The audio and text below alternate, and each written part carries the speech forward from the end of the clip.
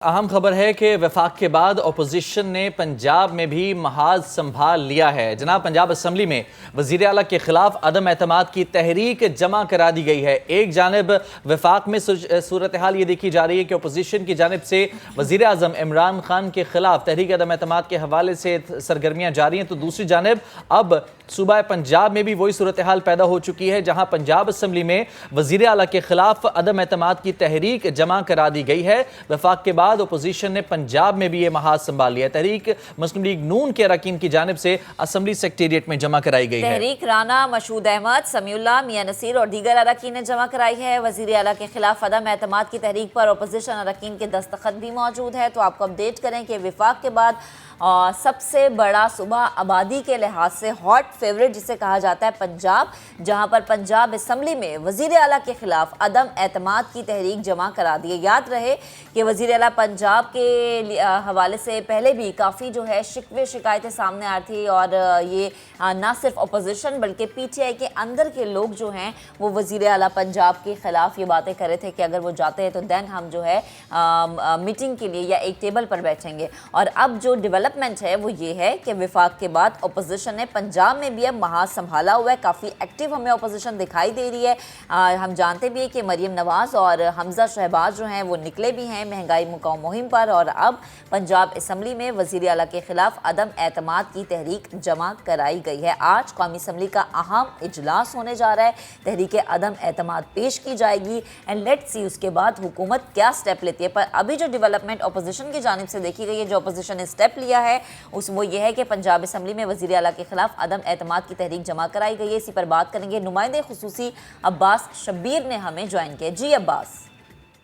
देखिए, वफाक के बाद अपोजिशन ने पंजाब में भी महाज संभाल लिया है। पंजाब असम्बली में वज़ीर आला उस्मान बुज़दार के खिलाफ अदम एतमाद की तहरीक जमा करवा दी गई है।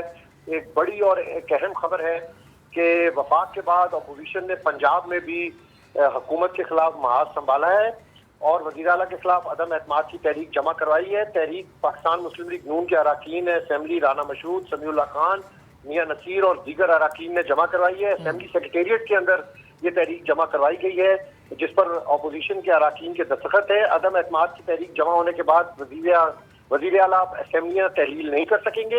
अदम एतमाद की तहरीक जमा होने के 14 दिन में स्पीकर इजलास बुलाने के पाबंद है। राना मशहूद ने अदम एतमाद की तहरीक जमा कराने की तस्दीक की है और जो वीडियो फुटेजेस हमारे पास आई हैं उसके मुताबिक पंजाब असम्बली में तहरीक अदम एतमाद जमा करवा दी गई है। वफाक के बाद अपोजिशन ने पंजाब में भी महाज संभाला है। असेंबली सेक्रेटेरिएट में सेक्रेटरी असेंबली को ये तहरीक अदम एतमाद जमा करवाई गई है जिस पर अपोजिशन रहनुमाओं के दस्तखत हैं। ठीक है अब्बास, आपका बेहद शुक्रिया। तो आपको अपडेट करें, इसी पर बात करेंगे। फयाजुल हसन चौहान हमें ज्वाइन कर चुके हैं। फयाज साहब, बेहद शुक्रिया आपका वक्त देने के लिए। Good morning.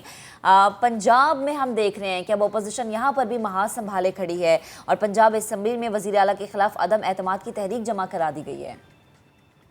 बिस्मिल्लाहिर्रहमानिर्रहीम। देखिए, अभी इनको मरकज के अंदर अच्छी खासी रसवाई का सामना करना पड़ना है।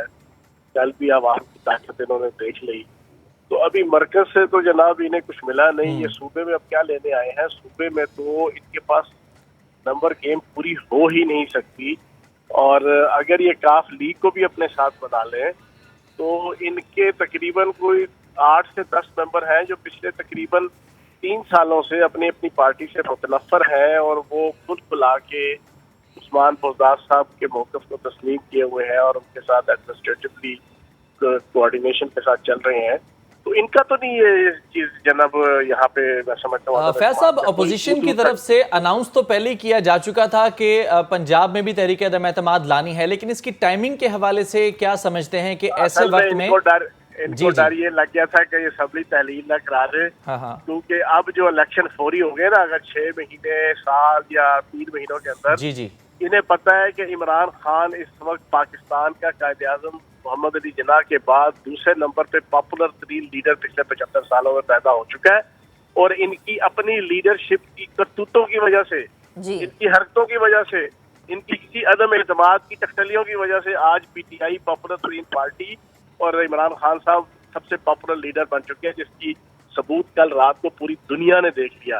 तो इनको डर ये था कि ये असम्बलियां तहलील कर दी, फौरी तौर पे इलेक्शन आ गए तो हमारे पल्ले तो कुछ नहीं रहेगा। तो ये सुबह सुबह भागे भागे गए हैं, इन्होंने अदम एतमाद जमा कराई है। पर इनसे पूछे, मैं आपके सामने एक टेक्निकल नुक्ता रख देता हूँ। आइन और कानून के मुताबिक जब तक किसी पार्लिमानी पार्टी का 2/3 मेजॉरिटी वो अपना अलहदा ग्रुप नहीं बनाती, उस वक्त तक जो है वो फॉरवर्ड ब्लॉक माना नहीं जा सकता। अब ये जो मैंने बात रखी है इसको जरा समझिएगा, और नाजरीन के लिए भी मैं समझाने के लिए रखता हूँ। सही है। जहांगीर तरीन ग्रुप वोट दे ही नहीं सकता एंटी जो है वो पीटीआई के मौकफ, क्योंकि वो नाअहल हो जाएंगे। और अभी अदालतों का फैसला आ जाना है कि ताहयात भी और वाहियात भी वो नाअहल होगा, वो मुनहरफ जनाब मेंबर जो की पार्लिमानी पार्टी से हटके जो है वो एतमाद या अदम एतमाद की वोटिंग में हिस्सा लेगा। तो जहांगीर तरीन साहब का ग्रुप तो इस वक्त पोजीशन में ही नहीं है कि वो मुखालफत में जाएगा पार्टी के। हाँ, इत्तेहादी है, एक है हमारे। फयाज साहब ऐड कीजिएगा, फयाज साहब यहाँ पर ऐड कीजिएगा कि कितने ऐसे तादाद बताइएगा, कितने ऐसे अरकान हैं आपके जिनके बारे में आप कंफर्म हैं कि वो एंटी जा नहीं सकते, चाहते हुए भी नहीं जा सकते? भाई नहीं जा सकते ना, जब तक आपकी 2/3 मतलब है हमारी, अगर 100 सपोज इस वक्त हमारी 184 या 186 हमारे वोट है, तो उसका 2/3 कितना बनता है? उसका 2/3 आपका तकरीबन 120 बनता है जी। 120 अगर अलहदा से अपना एक ग्रुप बना लेते हैं, देन जो है ना वो इकट्ठे होकर कहीं पे भी वोट देते हैं तो उनके ऊपर डिफेक्शन क्लास नहीं लगती। अच्छा, ठीक है। अदरवाइज ये 10, 12, 15, 20, 25, 30 जो है ना, ये तो जा ही नहीं सकते। जाएंगे तो जो है ना डिफेक्शन क्लास लगेगी। तो डिफेक्शन क्लास ताहयात भी और वाहियात भी है, तो वो पागल है कि वो अपनी सियासत पूरी जिंदगी के लिए खत्म कर लें। ठीक है। तो मैं ये समझता हूँ कि पंजाब के अंदर थोड़ी सी जल्दी कर गए हैं, तो बाकी इधर ही है। हम पिंडी से वापस आ रहा हूँ, मैं अभी लाहौर इंटर हो रहा हूँ। अगला इंशाल्लाह महीना जो है ना यही यहाँ पे इंशाल्लाह खेलेंगे, यहाँ पे इनसे जंग लड़ेंगे। सही है। इमरान खान साहब की और बुज़दार साहब की इंशाल्लाह क़यादत में। ठीक है। वैसे फैयाज साहब बुज़दार साहब के खिलाफ तो पार्टी के अंदर के लोग भी कहते हैं ना कि बुज़दार साहब को हटना चाहिए। मेरा एक सवाल लीजिएगा, कल मरीम नवाज गुफ्तगू में एक मैडम फरा का जिक्र कर रही थी कि पोस्टिंग के लिए पैसे लिए जाते हैं। मैं चाहूंगी कि पीटीआई इस मंशूर के साथ आई थी हुकूमत में कि करप्शन के खिलाफ हम डट के खड़े हैं, ये मैडम फरा कौन है?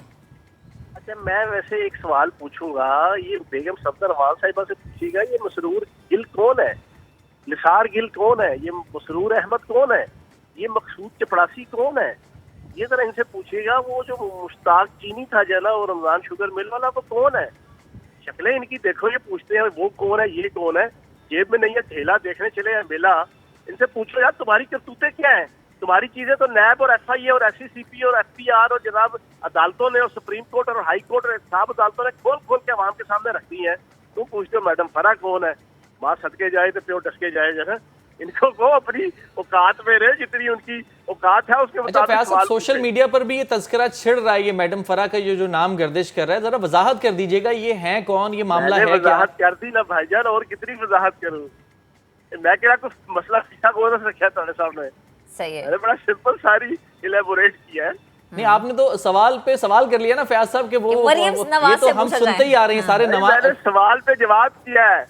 जैसे कल जो है वो आपके मेरे टीवी चैनल का जो है ना रिपोर्टर था, उसने पूछा था बेगम सफदर अवान से, आप कहा करती थी कि दूटों वालों के खिलाफ है और आप जनरल बाजवा साहब को फला फला कहती थी, तो अब आपका क्या राय है? तो बेगम सफदर अवान साहिबा की सिटी डोमर कहती है नेक्स्ट क्वेश्चन। तो इनसे पूछो भाईजान कि इस तरह की बातें ना कड़वा ना करें।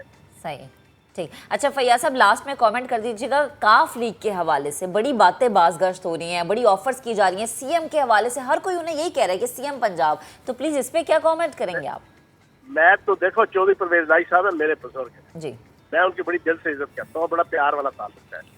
मैं उनसे पूछूंगा कि नेक्स्ट इलेक्शन के अंदर क्या पोजीशन होगी, कितनी सीटें जो है वो इनको नून लीग देगी, सेनेट के अंदर इनको नून लीग कितनी देगी, अभी अगर आपके बनाएगी तो उसके ऊपर इख्तियार क्या सूरत हाल होगा।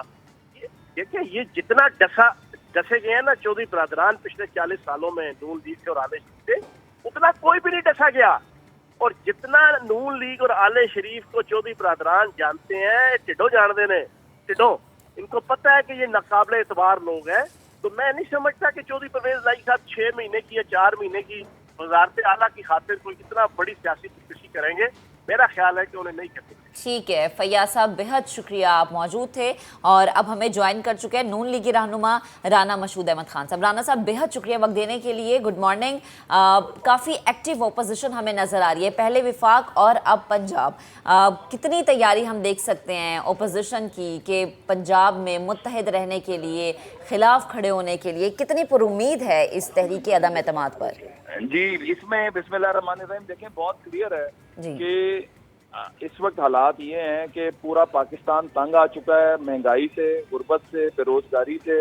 और इस वक्त लोगों की ये ख्वाहिश है कि इस हुकूमत से जितनी जल्दी छुटकारा मिल जाए। और पाकिस्तान की तारीख की रिकॉर्ड करप्शन जो है वो दिखाई इस वक्त हमें देखने में आ रही है। तो इन तमाम चीज़ों को देखते हुए आज अदम एतमाद जो है वो पंजाब में भी जमा करा दी गई है।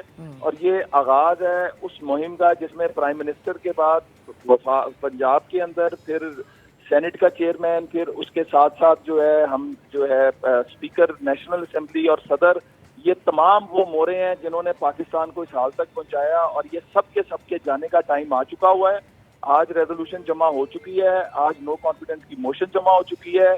स्पीकर साहब बाउंड हैं एज पर कॉन्स्टिट्यूशन के 14 दिन के अंदर अंदर इजलास बुलाने के और इसको टेकअप करने के। तो हम ये देख रहे हैं कि इंशाल्लाह जो अप्रैल का महीना आ रहा है उसमें पंजाब के अंदर हम तब्दीली देख रहे हैं इंशाल्लाह। अच्छा राना साहब, ये बताएगा कि वफाक की तरफ सबकी नजरें हैं, तहरीक अदम एतमाद आज पेश किए जाने का इम्कान है, तमाम जो फोकस है, तमाम एनर्जी है उस तरफ लगाना एक्सपेक्ट किया जा रहा था। अब सूबे में भी तहरीक अदम एतमाद जमा करा दी गई है। ऐसा नहीं लगता कि इसकी टाइमिंग जो है उसके हवाले से सवालात उठ सकते हैं कि आज ही ये क्यों जमा कराई गई? जो एनर्जी है, जो फोकस है, वो कुछ इससे बढ़ता हुआ, डाइवर्ट होता दिखाई नहीं देगा?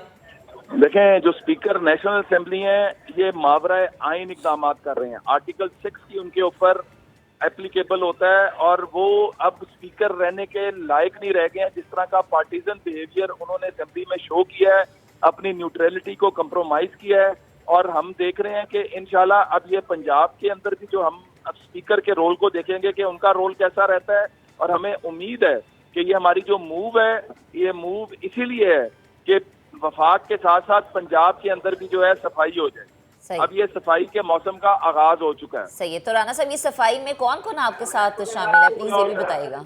अभी तक जो है जी ये जो मूव की गई है इसमें पीपल्स पार्टी और PMLN का है। इसके अंदर PMLQ और इंडिपेंडेंट हमसे राब्ते में जरूर है और वक्त आने पे हम अपने सारे कार्ड शो करेंगे। और ये ओवरवेलमिंगली जो है ये इंशाल्लाह पंजाब के अंदर जो नो कॉन्फिडेंस है ये कामयाब होगी मेजॉरिटी के साथ। अच्छा राना साहब, कल एक इल्ज़ाम लगाया गया मरियम नवाज साहिबा की जानिब से कि पोस्टिंग के लिए पैसे लिए जा रहे हैं, कुछ नाम लिए गए, खातून का नाम भी लिया गया। इस हवाले से कोई सबूत मौजूद हैं, कोई डॉक्यूमेंट्स मौजूद हैं? अगर हैं तो वो कब पेश किए जाएंगे? बड़ी बात की थी क्योंकि कल इन्होंने।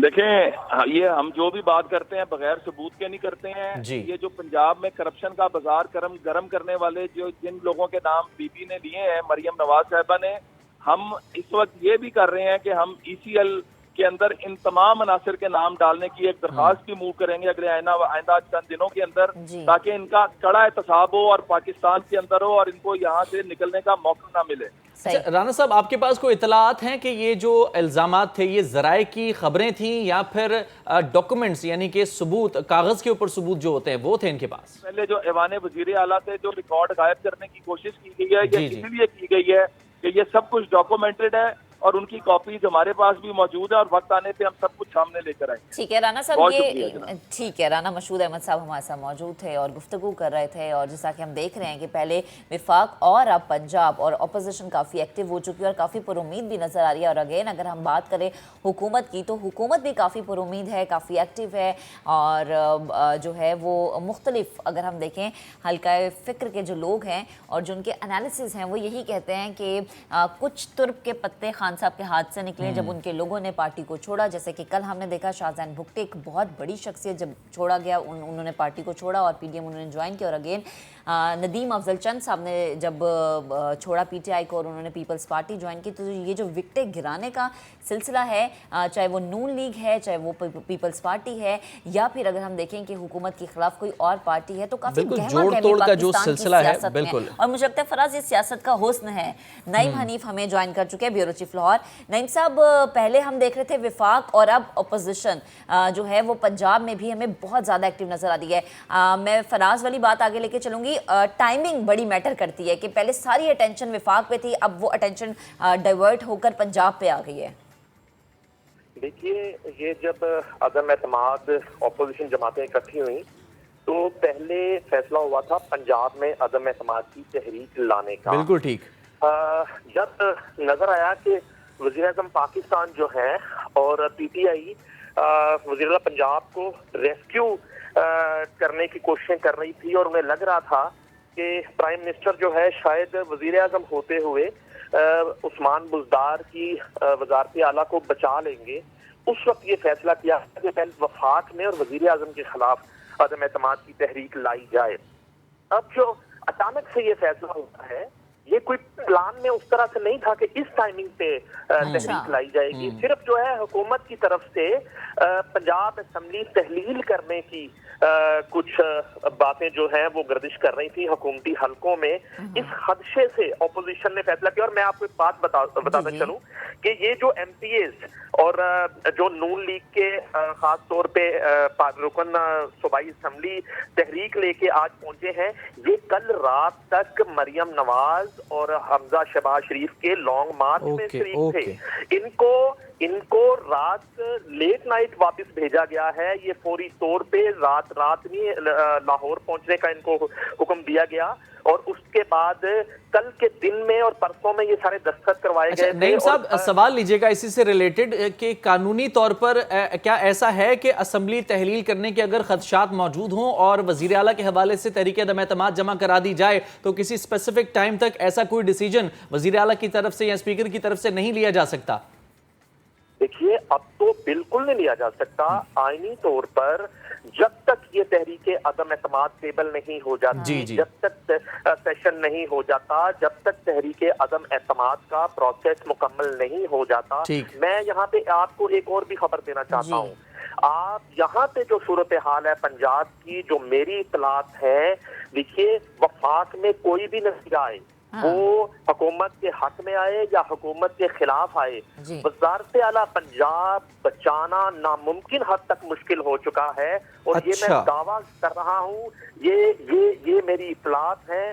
इतनी ज्यादा नाराजगियां हैं पंजाब के अंदर, पीटीआई के अंदर इतने धड़े बन चुके हैं कि यहाँ पे शायद इत्तेहादियों की जरूरत भी बिल्कुल मुनहर्रिफ अरकान के भी ज्यादातर तहफ़्फ़ुज़ात इसी हवाले से थे और इसीलिए कुर्सी पे बैठना, एक टेबल पे बैठना पसंद भी नहीं कर रहे थे। नईम साहब, बेहद शुक्रिया वक्त देने के लिए, गुफ्तगू करने के लिए। और वज़ीर आला पंजाब के खिलाफ ये अदम एतमाद की तहरीक जमा कराई गई है।